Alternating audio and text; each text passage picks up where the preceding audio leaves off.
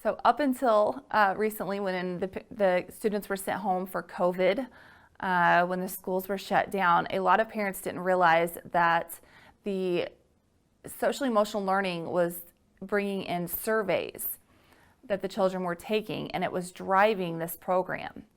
These surveys are the psychological profiling of their children, and they do this by asking children a very vast array of questions. And these questions can be anything from gender ideology to sexual orientation to racial issues to what is going on in the child's home.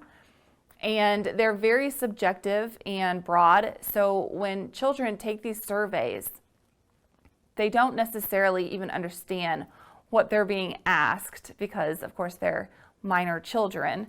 And these surveys are then sent out to be interpreted through the company, such as Panorama Education. There are other ones, but they're obviously the big one right now. And what they do is when they interpret the data, it is done through what they call an equity lens.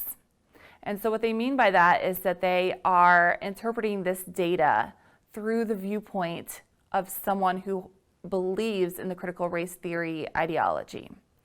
And if you are a critical race theorist, you believe that our system is systemically racist and oppressive.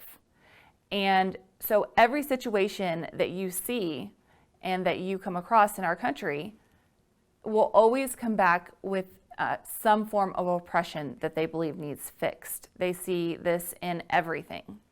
So when you interpret data from the surveys that children are taking through that lens, they always return results to the school that say your system is oppressive and you need to adjust it more.